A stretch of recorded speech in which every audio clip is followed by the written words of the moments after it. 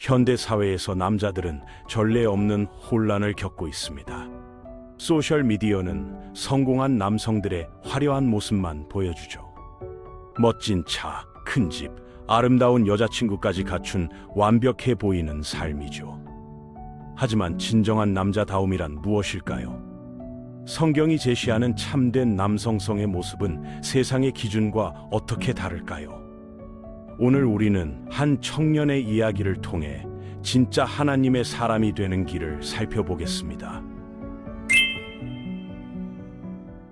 데니얼이라는 청년이 있었습니다. 고등학교 마지막 해, 그에게는 생각만 해도 가슴이 두근거리는 일이 있었죠. 졸업 파티가 코앞으로 다가왔고 어릴 때부터 좋아했던 소피아에게 같이 가자고 말할 절호의 기회였습니다. 몇 주 동안 용기를 모은 데니얼은 드디어 그녀에게 다가갔습니다. 하지만 결과는 예상과 달랐죠. 소피아는 정중하지만 단호하게 거절했습니다. 지금은 연애보다 친구들과의 시간이 더 소중하다면서 말이죠. 그날 밤 데니얼은 침대에 누워 천장만 바라봤습니다. 마음 한구석에서는 분노가 치솟았고 다른 한편으로는 자신이 한없이 초라하게 느껴졌죠. 졸업 파티 당일 어머니의 격려에 힘입어 간신히 정장을 차려입고 행사장에 갔습니다. 그런데 입구에서 익숙한 웃음소리가 들려왔죠. 고개를 돌린 순간 데니얼의 세상이 무너져 내렸습니다. 소피아가 다른 남자와 팔짱을 끼고 들어오는 모습이 보였거든요. 그 순간 데니얼은 자신의 인생에서 가장 비참한 기분을 느꼈습니다. 하지만 이 실패가 데니얼을 완전히 꺾지는 못했습니다. 오히려 그는 이 좌절감을 동력으로 바꾸기로 결심했죠. 자기 개발서를 읽기 시작했고 성공하는 사람들의 습관을 연구했습니다. 말하기 기술, 협상 능력, 사업 감각까지 닥치는 대로 배웠죠. 그로부터 7년 후 데니얼은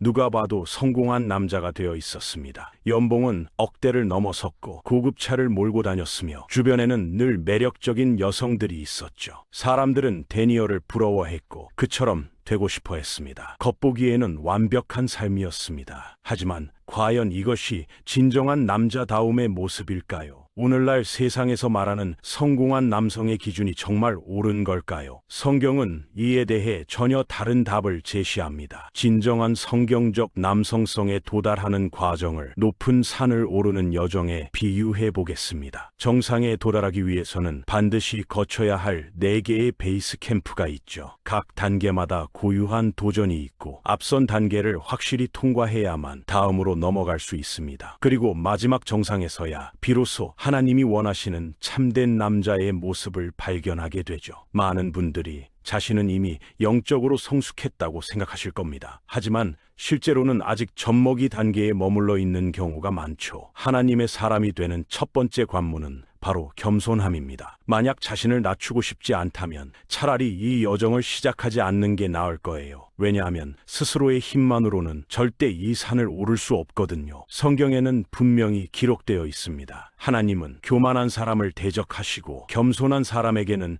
은혜를 베푸신다고 말이죠. 몇 가지 냉정한 사실을 말씀드릴게요. 세상은 당신을 중심으로 돌아가지 않습니다. 당신이 선행이라고 생각하는 것들도 하나님 보시기에는 더러운 걸레와 같을 수 있어요. 자신만의 힘으로 하나님의 사람이 될 수 있는 방법은 없습니다. 성경은 자기 개발서가 아니라 하나님께 의존하는 법을 가르치는 책이거든요. 무엇보다 중요한 것은 하나님이 나를 돕는 분이 아니라 나의 전부라는 사실을 깨닫는 것입니다. 현대 서구 사회에서 겸손은 자연스럽게 나오는 미덕이 아니에요. 소셜미디어가 발달하면서 우리는 끊임없이 자신을 과시하게 됐죠. 성취와 인맥과 외모를 자랑하며 세상의 관심을 갈구하는 것이 일상이 되었습니다. 하지만 이런 행동은 중단되어야 합니다. 하나님의 사람들이 살아가는 방식이 아니거든요. 정말로 겸손한 사람이 되려면 2가지 길 중 하나를 선택해야 해요. 스스로 자신을 낮추든지 아니면 하나님이 대신 낮춰주시든지 말이죠. 겸손해진다는 것은 취업 기회를 놓칠 수도 있고 스포츠팀 선발에서 떨어질 수도 있다는 뜻이에요. 좋아하는 여성이 다른 남자에게 관심을 가질 수도 있죠.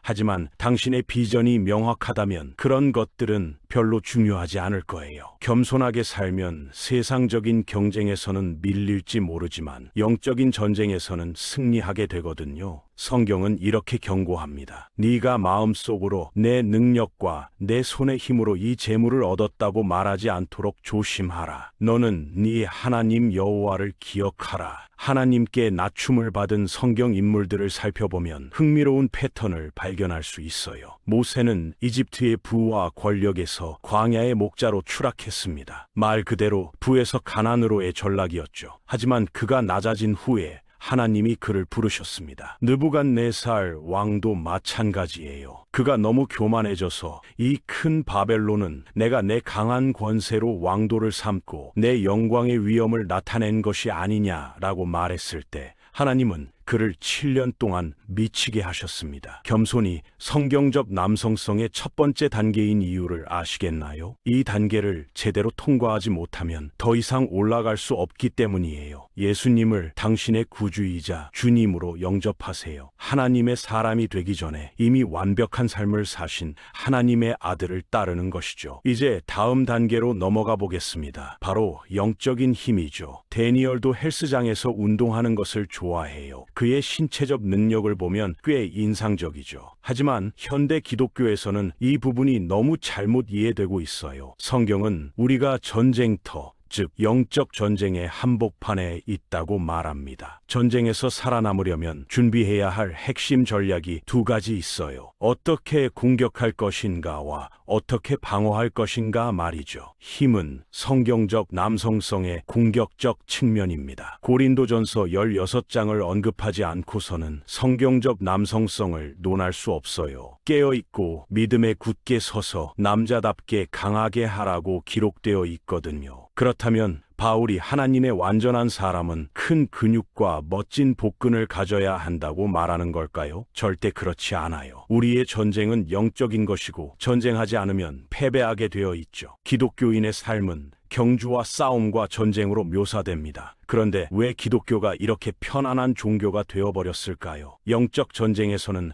인간의 힘이 아무 의미가 없어요. 바울은 고린도후서 12장에서 성경적 힘의 비밀을 밝혀줍니다. 바울이 육체의 가시로 고통받을 때 하나님께서는 그의 간구에 이렇게 대답하셨어요. 내 은혜가 내게 족하다. 내 능력이 약한 데서 온전해진다. 그래서 바울은 그러므로 내가 그리스도를 위하여 약함과 능욕과 궁핍과 박해와 곤고를 기뻐하노니 이는 내가 약한 그때의 강함이라고 고백했습니다. 진정한 남성적 힘은 얼마나 무거운 것을 들 수 있는지로 결정되지 않아요. 참된 성경적 남성성은 하나님의 능력이 당신 안에 얼마나 거하는지로 결정됩니다. 사람을 통해 역사하는 하나님의 능력은 홍해를 가르고 사자의 입을 막고 3년간 비를 멈추게 하고 하늘에서 불을 내리고 병든 자를 고치고 죽은 자를 살렸습니다. 이제 우리는 진정한 성경적 남성성을 향한 등반의 세 번째 베이스 캠프에 도달했습니다. 강인함이죠.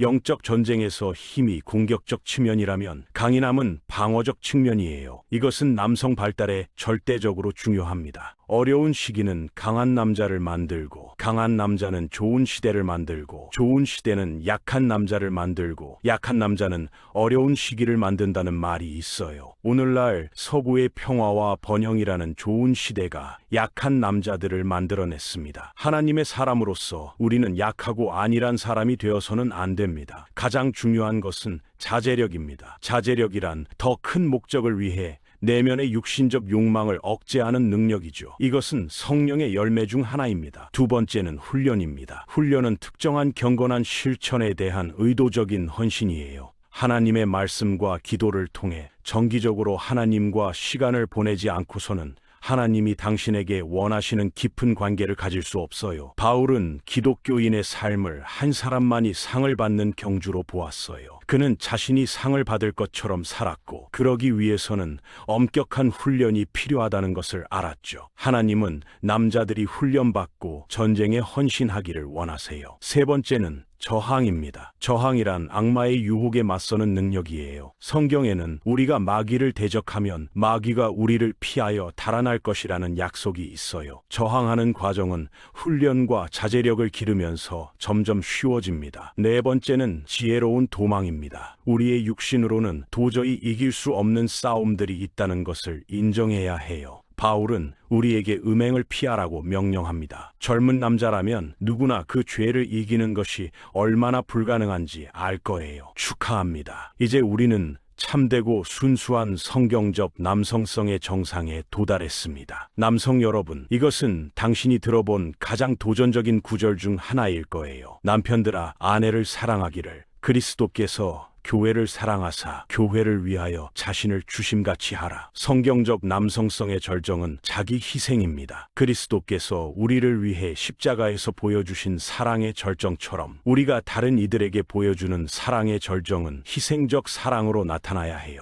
예수님은 너희 중에 누구든지 크고자 하는 자는 너희를 섬기는 자가 되라고 말씀하셨습니다. 여성들이 남편에게 복종하라는 명령을 싫어하는 만큼 남편들이 받은 명령은 그보다 더 어려울 수 있어요. 가족의 리더로서 남성은 가족을 위해 자신을 희생하라는 요구를 받거든요. 진정한 하나님의 사람은 자신을 마지막에 두는 것을 선택합니다. 예를 들어 느헤미야를 보세요. 그는 유다 총독으로 재임하는 동안 총독에게 주어진 식량수당을 받기를 거부했어요. 그 땅 백성들이 무거운 세금 때문에 가난했기 때문이죠. 그는 백성들을 위해 자신의 높은 지위를 희생했습니다. 하루 종일 자기 희생을 선택할 수 있는 순간들이 수백 가지나 있어요. 당신의 시간, 당신의 돈, 당신의 에너지, 당신의 자존심 말이에요. 그리고 자신을 마지막에 두는 것을 선택할수록 당신은 인간의 완전한 모델인 예수님께 더 가까워집니다. 진정한 남성성의 궁극적 측면이 바로 데니엘의 가장 큰 약점이라는 것이 드러났어요. 학교 댄스부터 부와 성공에 이르기까지 데니엘의 관심사는